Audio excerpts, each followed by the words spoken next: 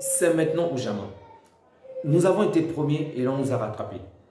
Aujourd'hui, on a la, excusez-moi, aujourd'hui, on a la possibilité de prendre à seul le trône, ok? De ne pas avoir d'ex-aequo. Il nous suffit de battre l'Atlético ou de faire un match nul. Ça ne sera certainement pas un match facile parce que nous ne sommes pas en très bonne forme, il faut le dire ainsi. Mais l'avantage, c'est que l'adversaire aussi n'est pas en bonne forme. En tenant compte des deux derniers matchs, du dernier match, l'Atlético s'est facilement imposé en Coupe du Roi 2 buts à 0, alors que 2 buts à 0, oui, alors que nous avons eu du mal à nous en sortir face à l'Intercity, une équipe de 3e division, 4 buts à 3. C'est vrai, notre équipe était vraiment remaniée, mais il y avait quand même beaucoup de joueurs, beaucoup de nos principaux joueurs. Et ça n'a pas suffi pour nous mettre à l'habit tout le long du match. Bien au contraire, on a vraiment gagné dans la douleur. Ok. Petit rappel, j'ai déjà fait le débriefing du match du Real de Madrid contre Villarreal. Donc, n'hésitez surtout pas à consulter la vidéo, c'est une vidéo vraiment intéressante.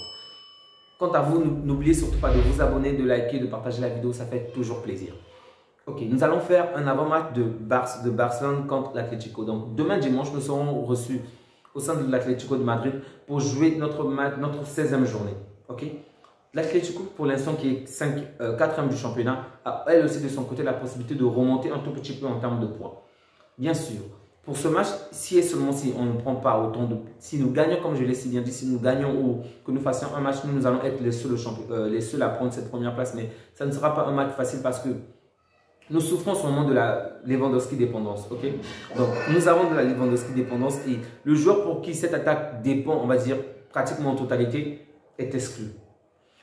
Depuis le début de cette compétition, depuis le début, je dirais même toute compétition confondue, Lewandowski totalise un total de 18 buts. Okay? Tandis que la majeure partie de nos attaquants, à savoir Rafinha, excusez-moi, Dembélé, Ansu Fati, et même celui-ci s'appelle déjà comment? Ferran Torres et Depay. 5 ou 6, à tous les 5 totalisent que 16 buts. Vous vous rendez compte? Un seul joueur 18 buts et 5 joueurs 16 buts. Il faut voir de quelle manière ils ont totalisé aussi les 16 buts. D'un côté, on a Torres qui marque 5 buts, Dembélé 5 buts et le reste se partage entre Ansu Fati, je crois, 3 buts. Ansu Fati 3 buts, ça fait 13. Memphis Depay 1 but et les 2 autres buts pour l'autre. Bref. Pourquoi c'est un match vraiment dangereux pour nous? Parce que je sais de quelle manière Griezmann est en feu en ce moment. Et je crains vraiment que l'association Griezmann, Morata ainsi que Joao Félix puisse vraiment nous faire du mal parce que on n'est vraiment pas en forme. Donc, si et seulement si, le trio que je viens de citer précédemment vraiment n'est pas bloqué, n'est pas, on va dire, si on ne les empêche pas vraiment de faire la différence en termes de passes, d'appel de jeu, ça va vraiment très mal se terminer pour nous. Et ce que je crains le plus, c'est qu'on puisse voir des joueurs comme Ferran Torres être titulaire. Sincèrement, je ne comprends pas Xavi. Sincèrement, je ne comprends pas Xavi parce que je crains vraiment qu'il puisse mettre en attaque les principaux joueurs comme Dembélé, Torres et Ansu Fati. Fati encore, je peux comprendre, ok? Mais mettre Ferran Torres, sincèrement, ça m'inquiète. Okay? On peut mettre Depay, on peut mettre, je ne sais pas moi, Rafinha, mais pour moi, Ferran Torres n'a vraiment pas à être titulaire. Okay? Parce que c'est le genre de joueur qui va te rater 7 tirs ou 25 tirs pour marquer un seul but. Dans le meilleur des cas, ok? Désolé, dans le meilleur des cas. Sinon, il va aussi rater son but. Donc, ça m'inquiète vraiment par rapport à ce match parce que ce n'est vraiment pas facile pour nous de remporter le match face à l'Atlético de Madrid dans leur stade à eux. Déjà au Camp Nou c'est compliqué, surtout en ce moment qu'on ne va pas bien.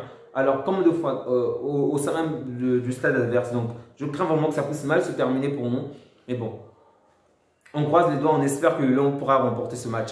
Au milieu du terrain, moi je vois plus qu'un jeu du style Busquets, même si personnellement je souhaite qu'il ne soit vraiment pas titulaire. Mais je crains que, comme vous le savez si bien Xavi avec les Espagnols, je crains qu'il mette davantage Busquets, Pedri, et on va dire, pas Gavi, ok, je ne pense pas que Gavi sera titularisé, mais Frenkie de Jong, ok.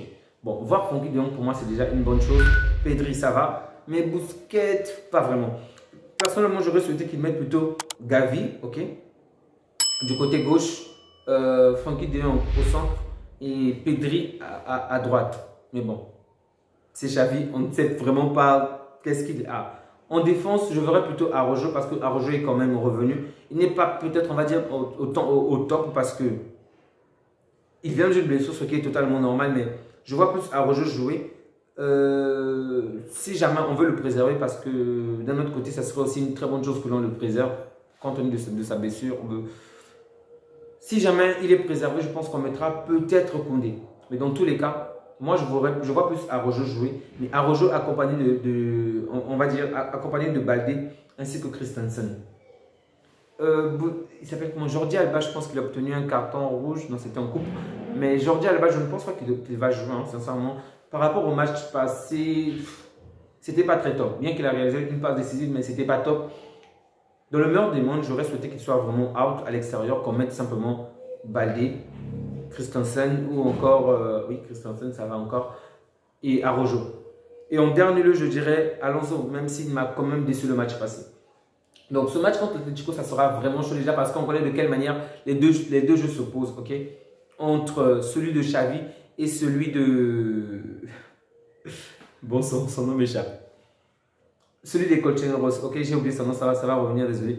Donc, les deux systèmes sont vraiment en opposition. L'un aime attaquer, aime qu'il y ait vraiment du beau jeu qu'on a et qu'on marque. De l'autre côté, ben, on s'enferme dans la défense jusqu'à ce que l'adversaire s'épuise et ne va jamais marquer. Donc, est-ce qu'on sera en mesure pour... est-ce qu'on sera à la hauteur pour battre cette équipe? Sincèrement, je ne sais pas. J'espère juste qu'on va au moins avoir le match nul ou remporter le match. Sincèrement, si jamais on fait un simple match nul, je serais déjà satisfait. Une victoire, je serais un homme heureux, un homme comblé, il faut le dire ainsi. Donc, un match très attendu. Du côté de l'Atlético, je vois plus, donc on va dire, Morata ainsi que Joao Félix en pointe. Ensuite, Griezmann peut-être en milieu de terrain, je pense. Griezmann en milieu du terrain. Qu'est-ce que j'ai mis encore? Carrasco, Llorente, excusez-moi. Et peut-être Molina. Peut-être Molina. En défense, je dirais Savic, Guimanez ainsi que Mondava. Bon, au black toujours dans les gants. Ok. Quoi d'autre? Attendez, j'ai mis d'autres notes. Ça, j'en ai déjà parlé. Donc, ça sert vraiment, s'il faut tenir compte des 5 dernières années par rapport à nos matchs face à face, on a gagné 4 matchs, ok. Il en a remporté 3, il y a eu 3 matchs nuls. Donc, j'espère qu'aujourd'hui, on va gagner le 5e match et que, au pire des cas, si on ne gagne pas vraiment, qu'on fasse un match nul. Vraiment, perdre face au Colchoneros, ça sera très difficile pour nous. Surtout qu'on a maintenant l'avantage qu'on a. Déjà, la bonne nouvelle, c'est qu'on a moins de stress, ok. Xavi est moins stressé parce que le Real de Madrid a perdu. Ça, c'est une très bonne chose de juste. Sans aucun stress, ça peut déjà faire la différence. Mais se dire qu'on peut vraiment prendre la place aujourd'hui peut de nouveau nous motiver pour faire la différence, surtout Dembélé. En ce moment, il est énormément critiqué parce qu'il rate énormément pour marquer peu. Donc aujourd'hui, c'est un moyen pour lui de faire taire les personnes, vraiment de clore les bouches des gens. C'est vraiment un moyen pour lui, pour nous pousser à encore croire en lui. Il nous a fait comprendre lors de son interview, lors du dernier interview que il ne pense à autre chose que le Barcelone, ce qui est une très bonne chose pour nous, ok.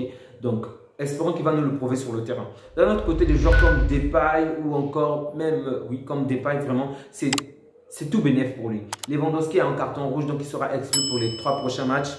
Donc, j'espère vraiment que lui aussi, de son côté, va nous montrer du Depay qu'on a connu lors de sa venue la saison dernière, en début de la saison dernière, ok. J'espère vraiment qu'il va faire la différence, qu'il va très bien jouer, qu'il va être important dans le jeu comme avant qu'il ne se blesse.